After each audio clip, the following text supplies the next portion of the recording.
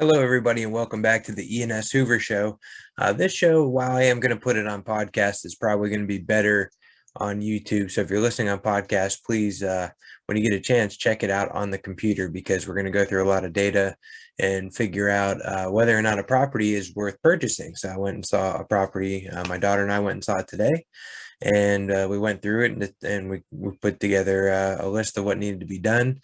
So right after this particular clip, it's going to go right into a property tour. So you can kind of get a look at what I'm looking at when I go through the property.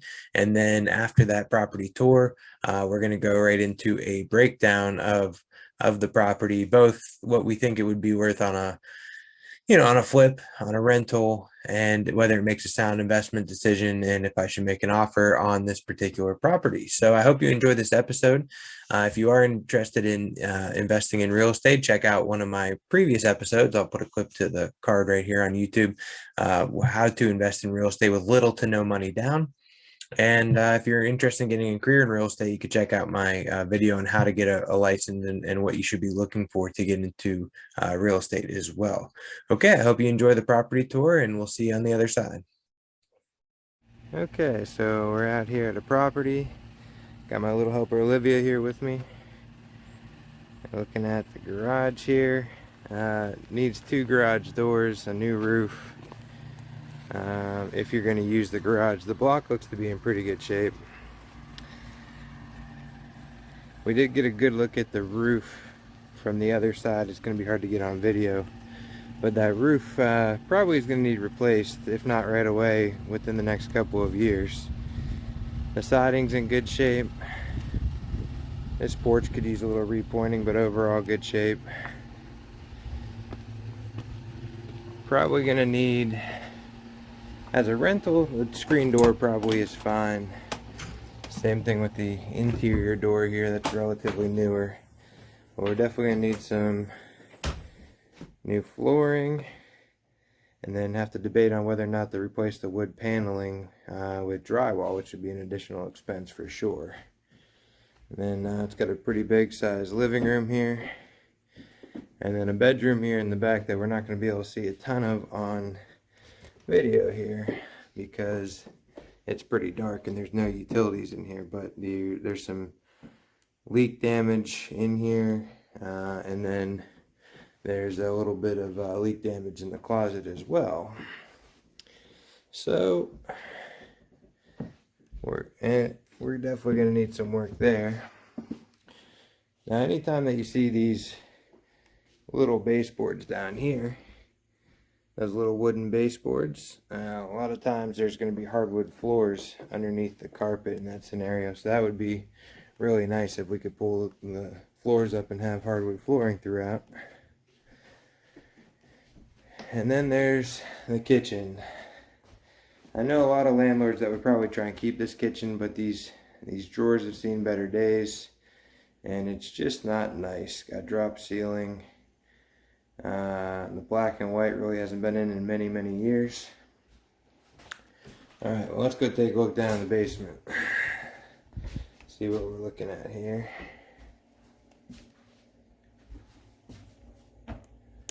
Alright. Usually the worst part of the house. Let's see how bad it is. Okay. Still trying to get used to my gimbal here, so. Furnace. Really old. Probably doesn't work. And again, this is a foreclosure, so we're definitely not going to be able to test out that stuff. There's a little bit of imperfections in the foundation wall, but nothing to be too concerned about right here. The paneling, the wood panel, electric panel is a 100 amp service. From the wiring, looks like it was probably updated somewhere in the last 25 years or so, so not too old. Alright.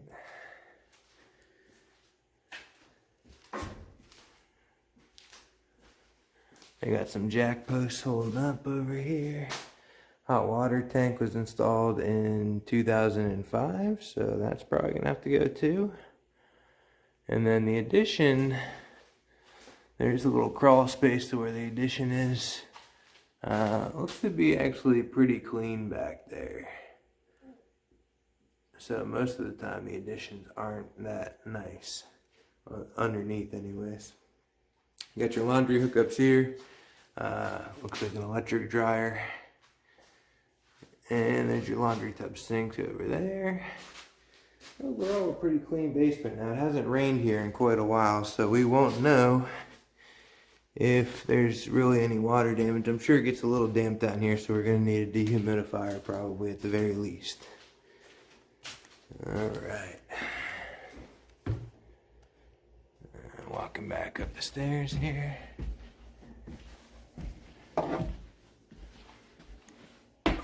we're going to go up to the second floor. Try not to be in the video, huh, Olivia? I found a rental key. You found a rental key? What's a rental key? Oh boy. I don't know. That probably goes to the garage, so we'll leave that alone. You can just put it back where you found it. Okay, going upstairs here, and this is kind of what makes the house not so attractive in my opinion. Your bathroom is up here. It's a very narrow upstairs. Some people might not be very comfortable showering in this if they're over like 6 feet tall. And let's see, we're gonna go this way here.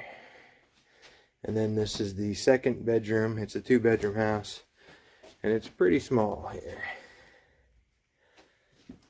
It could be a kid's bedroom or an office, but definitely not going to be any kind of a master bedroom or anything. Alright, let's go take a look real quick at the front of the house, and we'll wrap this video up, and then we'll do a second part of the video where we break down the projections on what we can get for rent, how much work needs done. The ankle still has a brace on it, working on that.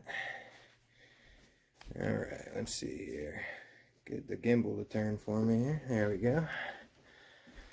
Alright, let's see if there's any work on the front of the house here. The front porch has seen better days, but it's still sturdy. And the concrete's in decent shape. I don't know if this is a shared driveway or what this is over here. Looks like it goes to somebody else's driveway. And then here's the front of the house here. So we got the addition right here, and then the main house over here. So overall, it's a cute little house. We just gotta decide how much it'll rent for and how much work it needs, and go from there. Okay, welcome back. I hope you enjoyed that property tour. Now we're going to switch over and view my computer screen and go over this property. So this is the actual property. It's in a small little town called Avella, Pennsylvania. It's out in the sticks, very good school district. And it's, roughly about an hour outside of the city of Pittsburgh. It's an area that I like to invest in, especially on the rental side of things. Not that it can't be a good flipping market, but it's a really good rental market because there's just not a lot of rentals in the area. With that being said, it's very difficult to determine a rental value in this particular market.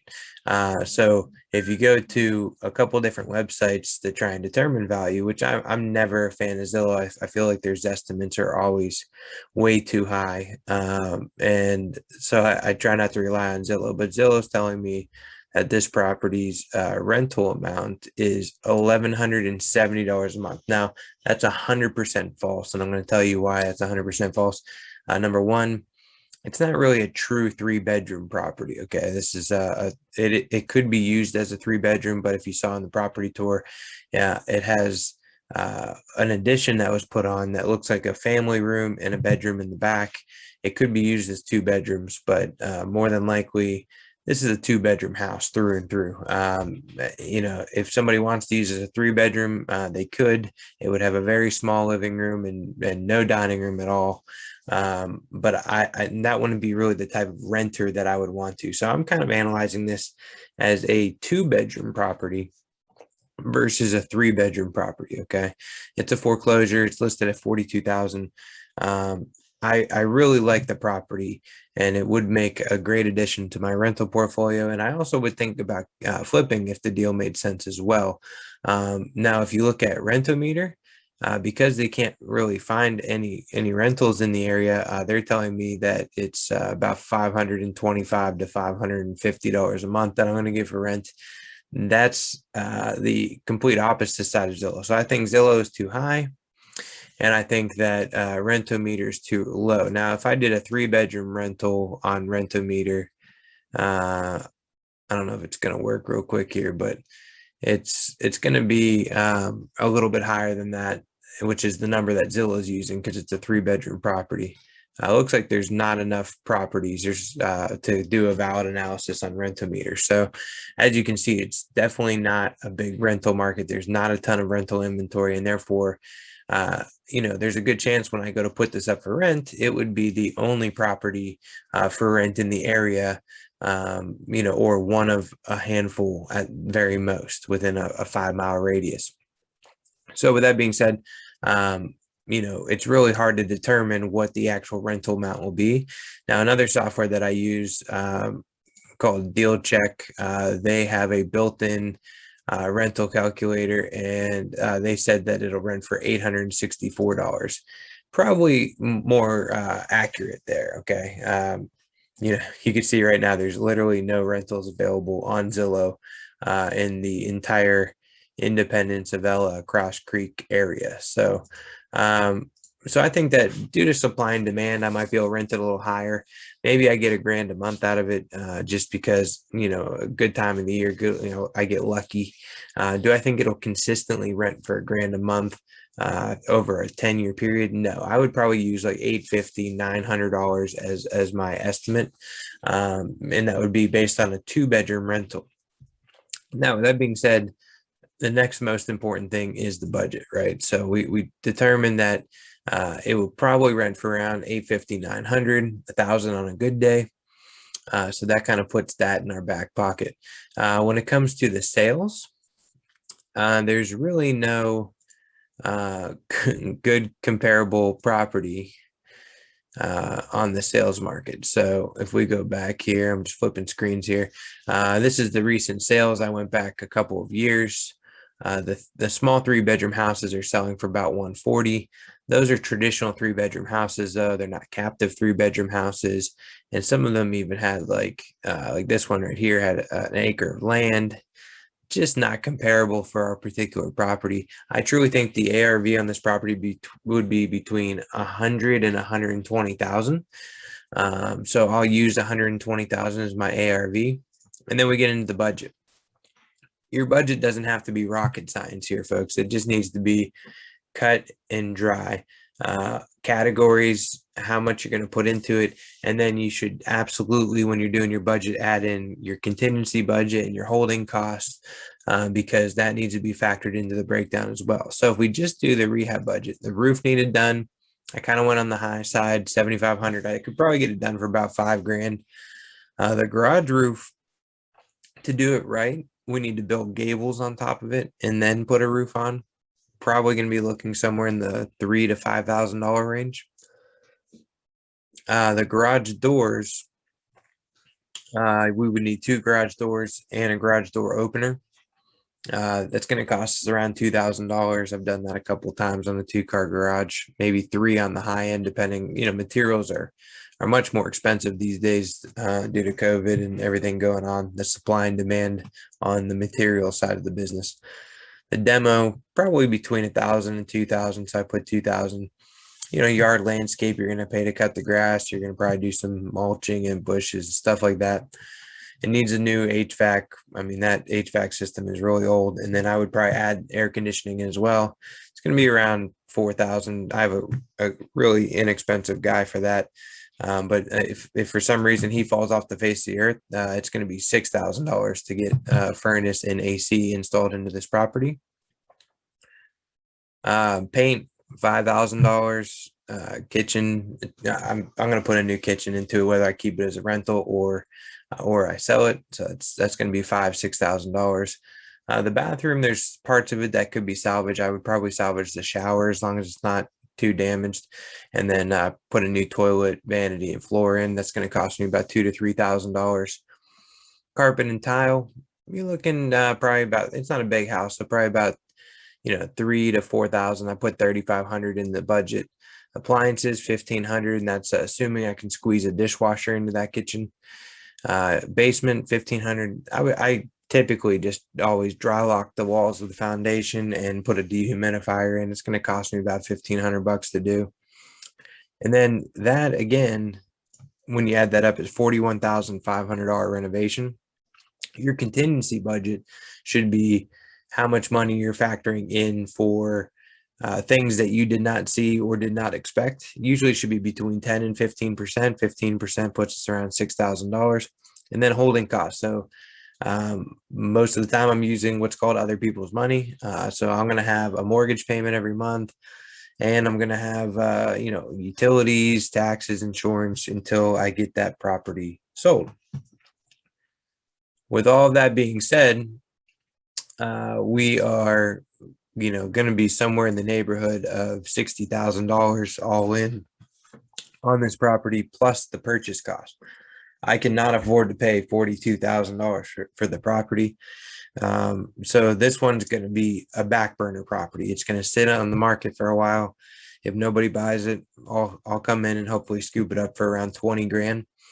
And then I'll be into it for 85,000 all in, which would be the bare minimum of where I can be. Hopefully I get it for less, to be honest with you, or I might not get it all because somebody might overpay for this property. But at $85,000, after expenses, I'm breaking even. It's negative $28 a month in cash flow. Now that's factoring in a 7% repairs budget, capital expenditures, property management. I'm okay breaking even after expenses on something I plan to hold for 15, 20 years, because really what I look for in that scenario is what it's going to be worth over time. In this wonderful 2-bedroom house is what I'm going to call it, that's worth probably 120 on the back end now, is going to be worth somewhere in the neighborhood of 190,000 in 20 years. So I will probably make somewhere in the neighborhood of $192,000 by holding on to it for a period of time, right? That's what this breakdown says anyway. So I might break even or even lose a little bit of money, but in the long run, I'm going to do really well on a property like this. However, I still need the numbers to make somewhat sense, which is why I can't pay anywhere close to $40,000. Okay, so that's a little insight, a little bit of a breakdown, and shows you how I kind of look at properties. I hope this was educational and informative for you guys. If you have any questions, you can comment down below. You can hit me up on social media at ENS Hoover, or you can email me, ian@ianhoover.com. And again, thank you for tuning in and all the support and everything. And I'm going to keep putting out some good content like this. And if you have anything that you want to learn, again, let me know, hit me up, and I will work on doing some content based on what you want to learn. Until next time, this is Ian Hoover signing off.